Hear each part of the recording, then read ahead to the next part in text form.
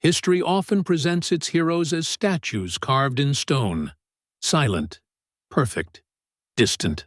But what if the man who became the first president of the United States was far more human, conflicted, and surprising than we were ever taught? What if behind the powdered wigs and solemn portraits stood a leader who doubted himself, feared power, made costly mistakes, and yet changed the course of history by knowing when to let go? Why did George Washington, a man who could have become a king, choose to walk away? What truths about leadership, ambition, and restraint are hidden behind the years 1789 to 1797? In this video, we are not simply recounting dates and events. We are uncovering the lesser-known truths that shaped George Washington's presidency, and, through it, the modern idea of democratic power. If you value deep stories that inspire reflection and wisdom, remember to like this video and subscribe to the channel. Your support is what keeps meaningful historical storytelling alive for the community. When George Washington stepped into the presidency in 1789, the United States was not yet a nation in the way we understand it today. It was an experiment trembling on the edge of failure, watched closely by monarchs who expected it to collapse. What makes Washington's story compelling is not merely that he was elected unanimously, but that he never truly wanted the role. Power did not attract him, responsibility did. This tension between reluctance and duty defines the most fascinating truth about his presidency. Washington did not campaign, did not promise sweeping reforms, and did not present himself as a savior. In fact, he feared the office. Letters from the period reveal a man anxious that he might fail, worried that any misstep could doom the fragile republic. At a time when ambition was often disguised as virtue, his hesitation was genuine. This reluctance, paradoxically, is what made him indispensable. People trusted a man who did not crave authority. The presidency itself was undefined. There were no traditions, no precedents, no rule book. Every gesture Washington made could become permanent doctrine. How formal should he appear? How close should he be to the people? How powerful should the executive branch become? Each decision carried enormous symbolic weight. Washington understood that the office would outlive him, and that frightened him more than war ever had. One of the most intriguing truths is how carefully he constructed restraint. He could have ruled with overwhelming force. The army respected him, the public adored him, and Congress lacked confidence. Yet Washington deliberately limited his reach. He listened more than he spoke, delegated power, and accepted criticism even when it stung deeply. In doing so, he redefined strength as self-control rather than domination. This approach was revolutionary. In a world still governed by kings, Washington's presidency sent a dangerous message to empires. Power could exist without tyranny. His leadership was not dramatic, but it was stabilizing. He believed that the survival of the republic depended not on charisma, but on trust in institutions. That belief guided his every move between 1789 and 1797. Perhaps the most fascinating truth is that Washington never saw himself as a visionary. He saw himself as a caretaker. His mission was not to remake society, but to hold it together long enough for future generations to shape it. That humility, rare in any era, is the foundation of his enduring legacy. Behind the composed posture and controlled silence of George Washington lived a man under constant psychological strain.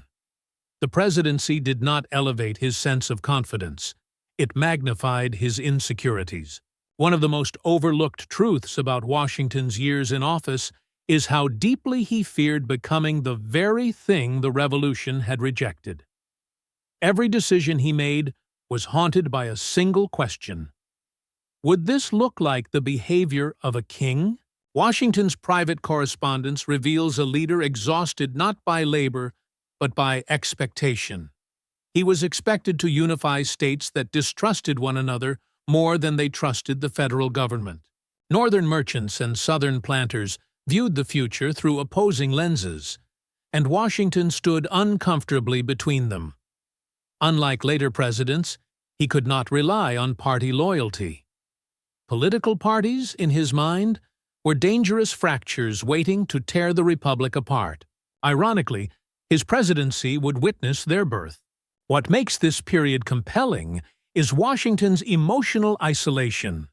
He could not speak freely in public, nor could he fully confide in his cabinet. Every word carried political consequences. Even praise unsettled him, because admiration could quickly turn into blind loyalty. And blind loyalty was the seed of despotism.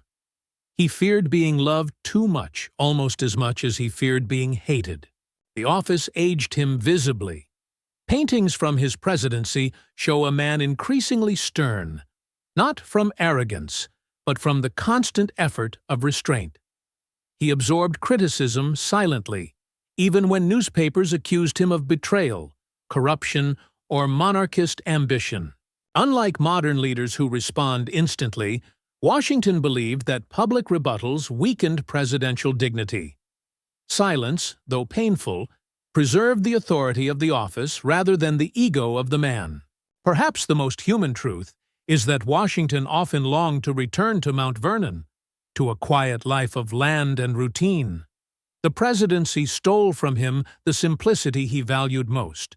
Yet he stayed, term after term, not because he enjoyed power, but because he feared what might happen if he left too soon. Stability, in his mind, required continuity. This internal conflict shaped his leadership style. He avoided dramatic gestures, chose compromise over confrontation, and measured success by what did not happen rather than what did. There was no civil war, no military coup, no collapse into dictatorship. In a volatile age, absence of catastrophe was itself an achievement. Washington's doubts were not a weakness. They were a safeguard. They prevented recklessness and anchored his authority in caution. In a world that often celebrates certainty and bravado, his presidency reminds us that responsible leadership is often quiet, heavy, and lonely. One of the most misunderstood truths about the presidency of George Washington is that his most influential actions were often refusals rather than commands. In an age shaped by conquest and expansion, Washington practiced a form of leadership defined by what he deliberately chose not to do. This restraint was not indecision. It was strategy born from historical awareness. Washington understood that the young republic existed in a dangerous world. European powers viewed the United States as an unstable experiment, and many expected it to be drawn quickly into foreign wars. France, fresh from its own revolution, believed America owed it unwavering loyalty. Britain, though defeated, still held economic leverage and influence. Washington's decision to pursue neutrality was deeply unpopular and widely criticized, yet it remains one of the most consequential choices of his presidency. Neutrality was not cowardice. It was survival. Washington recognized that ideological enthusiasm could destroy a nation that lacked unity and resources. By refusing to align fully with either France or Britain, he prioritized national cohesion over emotional allegiance.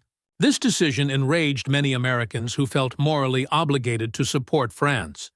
Newspapers accused him of betrayal, and former allies turned hostile.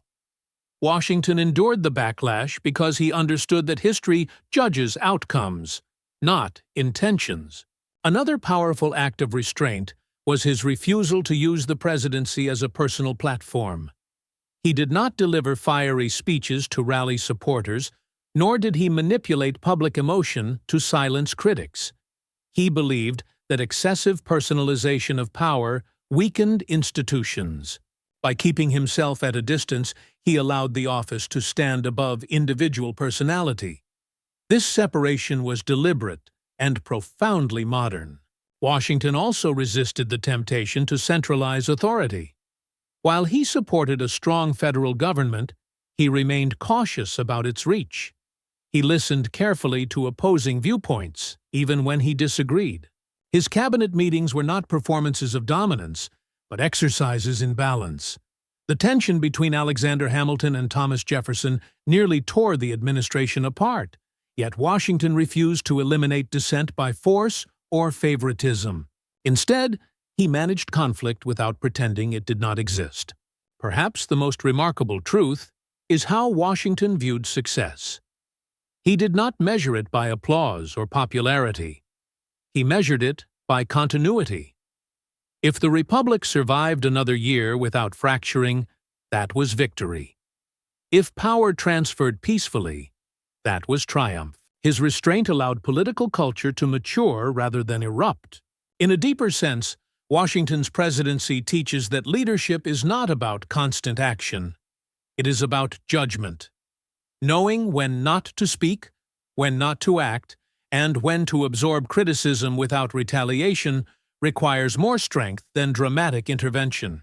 His legacy is not a list of laws, but a model of disciplined authority. By the early 1790s, something extraordinary was happening beyond America's borders.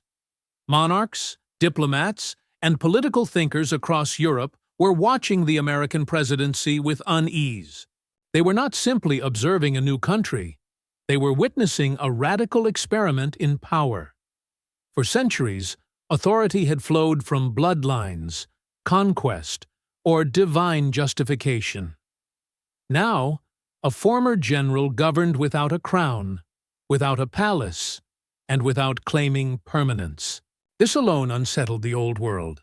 What made this moment historically profound was not that the United States existed, but that its leader behaved as if power were temporary. Foreign observers struggled to understand this mindset. Many believed that once the opportunity arose, the president would consolidate control, silence rivals, and rule indefinitely. History had trained them to expect no other outcome, yet year after year, that expectation went unfulfilled. Diplomats reported with confusion that the American president dressed modestly, avoided royal ceremony, and spoke of office as a burden rather than a privilege. Even symbolic gestures carried meaning.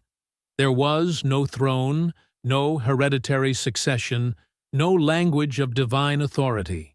Power was presented as borrowed, not owned. This subtle cultural message traveled farther than any army ever could. The significance of this restraint was global. It introduced a dangerous idea to oppressed populations everywhere. Authority could be limited by choice, that rulers could step back rather than cling tighter, that leadership could be grounded in legitimacy rather than fear. This concept threatened empires far more than rebellion, because it offered an alternative model that did not rely on chaos or violence. Yet, this posture came at a cost. By refusing to posture aggressively on the world stage, the young republic was often underestimated.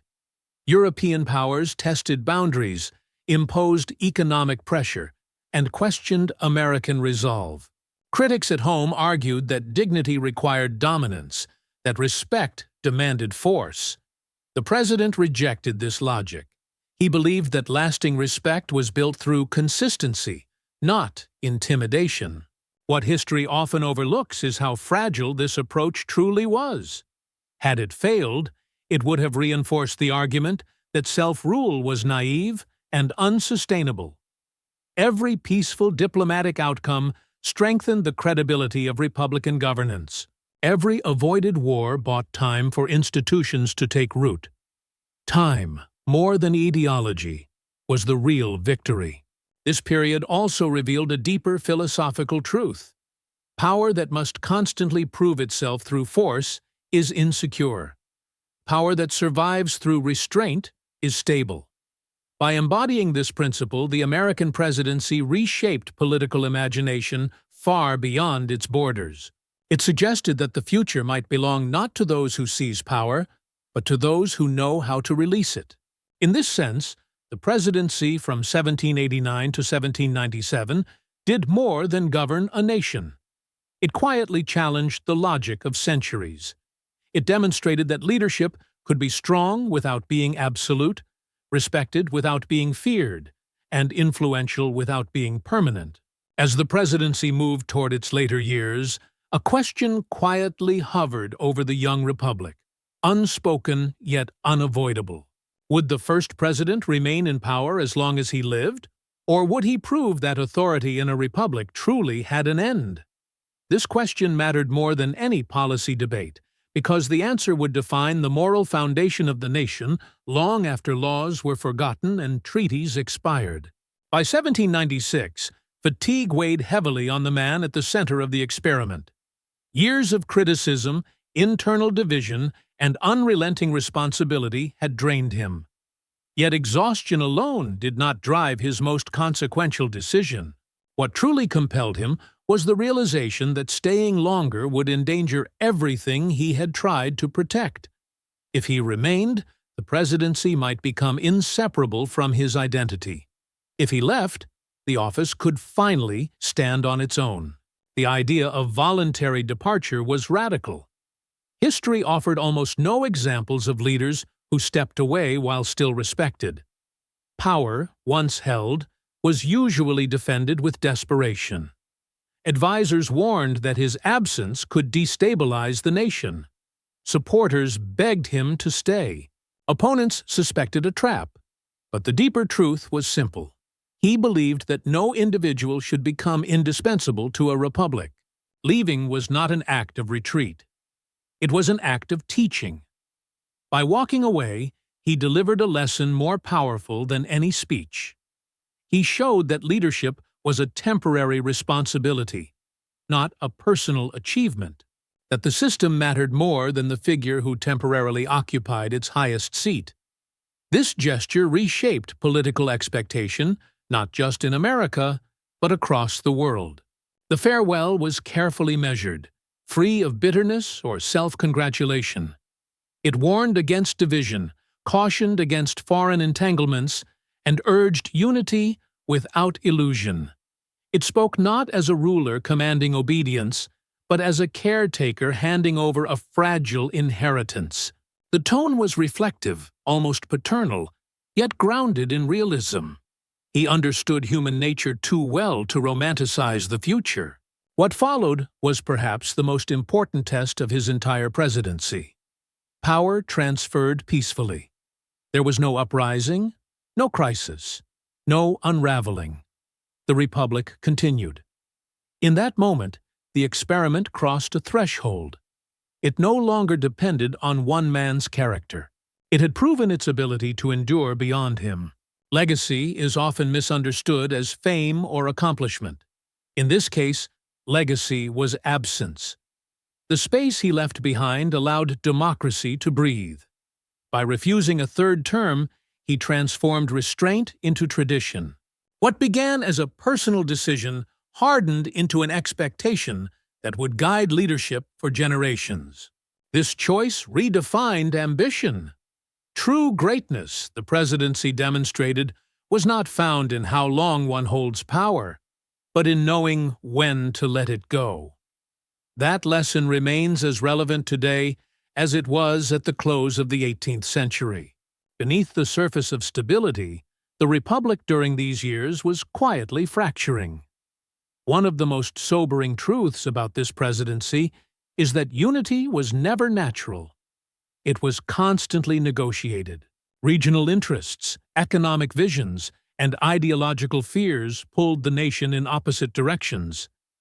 The leader at the center did not deny these tensions. He carried them, often in silence, understanding that pretending harmony existed would only make division more dangerous when it finally erupted. The emergence of political factions troubled him deeply. He believed that organized parties encouraged loyalty to ideology over loyalty to the nation. Yet the forces shaping the country made such divisions almost inevitable. Debates over federal authority, financial systems, and foreign alignment hardened into rival worldviews. What began as disagreement evolved into suspicion, and suspicion into hostility. Newspapers became weapons, and character assassination replaced reasoned debate. What makes this period especially revealing is how limited presidential power truly was. Contrary to modern assumptions, the executive could not simply impose order. Authority depended on persuasion, reputation, and restraint. When disagreements escalated, the president acted less like a commander and more like a mediator, attempting to prevent conflict from becoming irreparable. This was not weakness. It was realism. There were moments when unity nearly collapsed. Economic policies divided urban and rural populations. International events inflamed domestic passions. Accusations of betrayal, corruption, and tyranny circulated freely. The personal cost of this environment was immense. To lead without becoming partisan required emotional discipline few possess. Every public gesture risked alienating one side or the other. Yet, within this turbulence, a deeper truth emerged. Conflict did not destroy the republic. It tested it. The ability to argue fiercely without resorting to violence was itself a sign of political maturity. While divisions pained the presidency, they also demonstrated that power no longer flowed from enforced consensus. Disagreement, though destabilizing, was becoming normalized within a constitutional framework. The president's greatest contribution during this phase was not resolution, but containment. He prevented factionalism from escalating into armed confrontation. He resisted the temptation to crush opposition even when personally attacked. In doing so, he modeled a crucial democratic principle. Disagreement is not treason, and dissent is not disloyalty. This restraint allowed future generations to inherit a system capable of absorbing conflict rather than shattering under it. The Republic did not emerge unified, but it emerged intact. That distinction matters. Stability does not require unanimity. It requires rules, patience, and a shared commitment to continuity. As the presidency approached its conclusion, it became clear that the greatest challenge was no longer external threat or institutional design. It was human nature itself. Managing ambition, fear, and ideology within a free society would be an endless task. The presidency did not solve this problem, but it proved that it could be survived. As the presidency drew closer to its end, its most enduring influence was no longer political, but cultural. Laws could be amended, institutions redesigned, and policies reversed. But something deeper had been quietly constructed. A moral framework for leadership had taken shape, not through theory, but through example. This was perhaps the most subtle and powerful outcome of those 8 years. The presidency redefined what society expected from those in power. Authority was no longer measured solely by strength or decisiveness, but by character under pressure. Restraint became a virtue rather than a weakness. Silence, when chosen carefully, carried more weight than constant speech. Accountability was not something demanded by the public alone. It was practiced internally, guided by conscience rather than fear. This cultural shift mattered because nations are sustained not just by constitutions, but by shared assumptions about behavior. Citizens began to expect that leaders should justify their actions, tolerate criticism, and accept limits. These expectations did not emerge overnight, nor were they universally embraced. But once introduced, they could not be fully erased. They became part of the national psyche. The presidency also challenged the romantic idea of leadership as personal glory. There were no grand triumphs to celebrate, no sweeping transformations to mythologize. Instead, there was continuity. The machinery of government functioned. Power transferred peacefully. Crises were absorbed rather than dramatized. This quiet competence lacked spectacle, but it created trust, and trust is the currency of stable societies. Culturally, This era taught that leadership is not about being extraordinary, but about behaving responsibly when placed in extraordinary circumstances.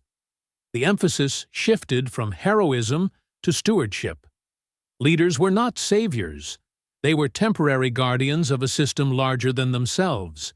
This idea directly contradicted centuries of political tradition and subtly reshaped how future leaders were judged. Another lasting cultural impact was the normalization of imperfection. The presidency did not pretend to offer flawless governance.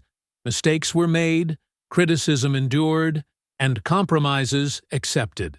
Yet the willingness to continue within a framework of law, rather than abandon it during moments of frustration, sent a powerful message. Progress did not require purity. It required persistence. This moral architecture extended beyond politics. It influenced how citizens viewed authority in general. Power became something to be questioned rather than worshipped, something earned rather than assumed. Respect was linked to conduct, not titles. These values would be tested repeatedly in later generations, sometimes strained to the breaking point. Yet the original imprint remained. By the time the presidency ended, its greatest achievement was not the resolution of conflict, but the elevation of standards. Leadership had been humanized without being diminished. Authority had been disciplined without being paralyzed. In a world accustomed to rulers who demanded obedience, a new model had quietly taken root. When we look back at the presidency from 1789 to 1797, the temptation is to treat it as a closed chapter, a foundational story safely preserved in textbooks and memorials.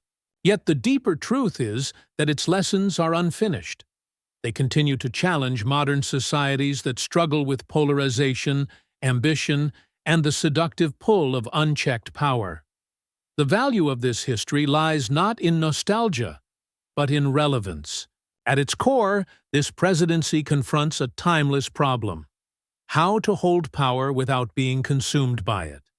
The years in office demonstrated that authority does not have to expand endlessly to be effective. In fact, restraint can be a source of legitimacy. In an era where leaders are often pressured to dominate narratives, control institutions, and remain visible at all costs, this example reminds us that endurance is built through limits, not excess. Another enduring lesson is the distinction between popularity and responsibility. Many decisions made during this period were unpopular, misunderstood, and fiercely criticized. Yet they were guided by long-term thinking rather than immediate approval. This tension remains central to leadership today. Democracies depend on leaders willing to absorb short-term backlash in service of long-term stability. Without that courage, systems drift toward spectacle instead of substance. The peaceful transfer of power, now often taken for granted, remains one of the rarest achievements in political history. It is fragile, dependent not just on laws, but on norms and self-restraint. Once leaders begin to see themselves as irreplaceable, institutions weaken. The decision to step aside while still respected demonstrated that the health of a nation depends on the willingness of individuals to accept their own impermanence. These truths also speak to citizens, not just leaders. A society that demands perfection from those in power invites disappointment and extremism. A society that understands leadership as stewardship creates space for accountability without destruction. The presidency taught that disagreement need not lead to collapse, and that criticism, when tolerated, strengthens rather than undermines legitimacy. Perhaps the most profound relevance lies in the rejection of political myth-making. This history does not present a flawless hero, but a human being navigating uncertainty with discipline and humility. That honesty matters. When leaders are mythologized, they become untouchable. When they are humanized, they can be judged, corrected, and replaced without chaos. The experiment that began in the late 18th century did not promise certainty. It promised process. It did not eliminate conflict. It created a framework to survive it. That framework depends, now as then, on character, restraint, and the collective willingness to place the future above personal ambition. In the end, the most interesting truth is not what was achieved between 1789 and 1797, but what was deliberately left unfinished. The presidency was never meant to be a monument. It was meant to be a passing trust. Each generation inherits the responsibility to decide whether power will be treated as a prize to be seized or a burden to be carried carefully. That question remains open, and that is why this story still matters.